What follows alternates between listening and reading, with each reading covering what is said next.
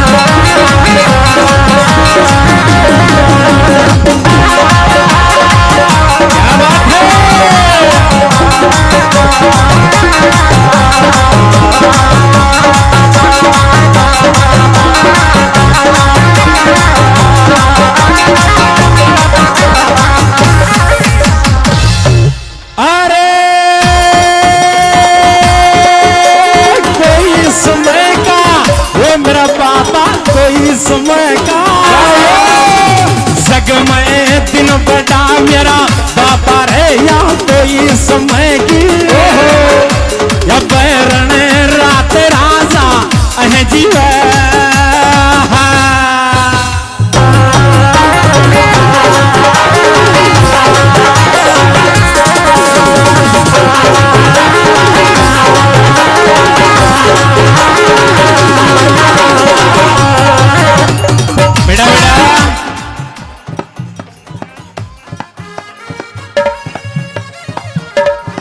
₹100 सुरेश चंदी गुजर पूर्व पंचाब जिनकी तरफ से मान सम्मान भेंट होता है। बहुत बहुत धन्यवाद। आइए 1 2 3 4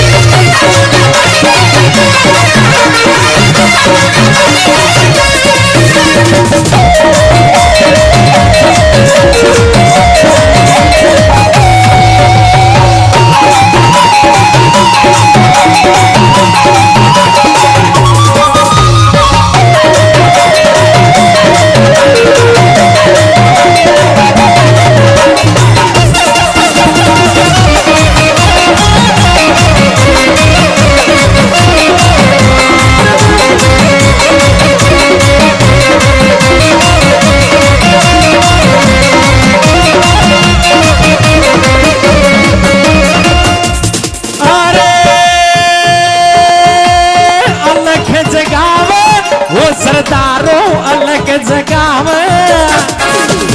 वाह भगवान तो सरदारों रहते ही गोठा माया। अब सुन जे बात राजा जीवा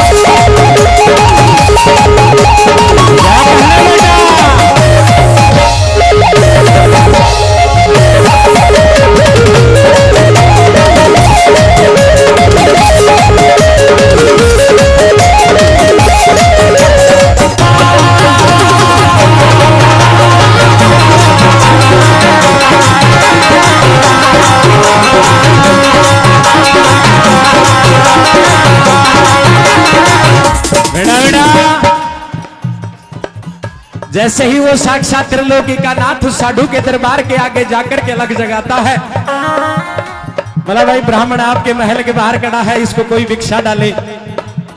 दासियों का काम हुआ करता था, राजा रानियों के काम करने का। हीरा दासी हीरा मोतियों का थाल भर करके उस ब्राह्मण को डालने के लिए आ जाती है और ब्राह्मण 2 कदम पीछे रख लेता है और 2 कदम पीछे रख करके कहने लग जाता है कि मैं तेरे हाथ से भिक्षा नहीं लूंगा, तू एक दासी है। मैं कोई गली गुहार का घूमता हुआ ब्राह्मण नहीं हूं। भिक्षा लूंगा तो इस महल की महारानी के हाथ से लूंगा और मुझे अभी चाहिए वो जिस अवस्था के अंदर है। त्रिलोकी का नाथ था, सब कृत्य का मालूम था कि साधु खटानी क्या कर रही है। मन के अंदर विचार कर रहा था कि वो जिस हालात में है उस हालात में अपने सामने नहीं आएगी और अपन इन बगड़ावतों का अपमान करके वापस अपने देवलोक के अंदर। लेकिन वो बड़ी ही समझदार स्त्री थी। उन बगड़ावतों की पीठ थी, उन बगड़ावतों का आधार थी। और वो रानी से कहने, वो दासी से कहने लग जाता है आंट अड़ा करके, ये छोरिए महारानी ने भेज गलाऊ का हाथ से भिक्षा। छोरिए महारानी ने भेज गलाऊ का हाथ से भिक्षा।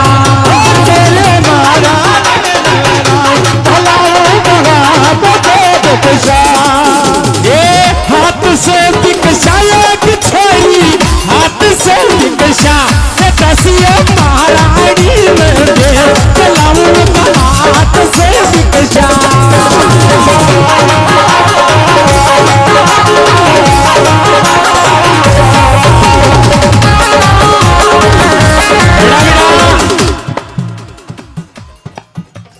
भाई जब वो त्रिलोकी का नाथ वो ब्राह्मण आंट अड़ा देता है, जिद कर लेता है कि इस महल की महारानी जिस अवस्था के अंदर उसी अवस्था के अंदर मुझे आकर के भीग डाले। खाटू साधु माता के कानों के अंदर आवाज जाती है। जैसे ही कानों में आवाज पहुंचती है तो वो मन में विचार कर लेती है कि ऐसा कौन ब्राह्मण है जो ये जिद करेगा। और मन के अंदर आत्म शक्ति जाग जाती है और उस ईश्वर का ध्यान कर लेती है कि उसके अलावा जब मेरे पतियों के पास उसके काबू नहीं लगे तो वो मेरे को छलने आ गया।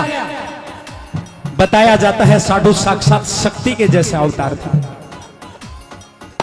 और वो करके हिम्मत अपने स्नान घर से बाहर निकलती है और उसी अवस्था में, जिस अवस्था में नहा रही थी, नग्न हो बिना वस्त्रों के नग्न अवस्था के अंदर महल के चौखट के ऊपर आकर खड़ी हो जाती है। दासी से हीरे मोतियों का थाल लेकर के आगे कर देती है। ब्राह्मण उसके 2 कदम पीछे रख के उसके सामने और क्रोधित हो जाता है कि तुझे शर्म नहीं आई, तो एक ब्राह्मण के सामने इस नग्न अवस्था के अंदर आ गई। हीरा दासी ने हाथ, उस साधु माता ने हाथ जोड़ करके प्रणाम किया और हल्की सी मुस्कान के साथ, चेहरे पर एक हल्की सी मुस्कान, हाथ जोड़ा और शीश नवाया। बोलो इधर थी कि माड़े भी जुजन कि पैरार भी जुजोगे।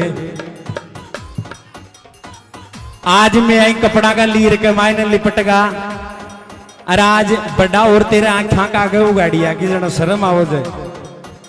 बोलो इधर थी कि माड़े भी जो जना मुन कि पैरार भी जुजोगे। और साधु की बात सुनकर के साक्षात त्रिलोकी का नाथ चम्मे में पड़ जाता है, क्योंकि वो काया माया का वरदान यूं ही नहीं मिला हुआ था। चाहे कोई भगवान भी अगर अपने मुंह से वचन दे देता है तो उनको निभाना पड़ता है, वो विधि का विधान होता है।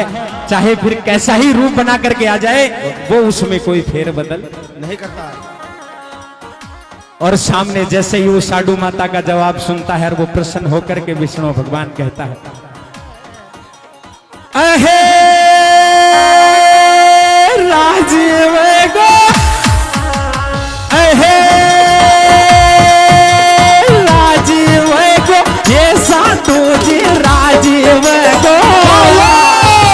भक्ति देख के साधु जी ये कब मांगो मांगो, कोई वरदान राजा है जीवन।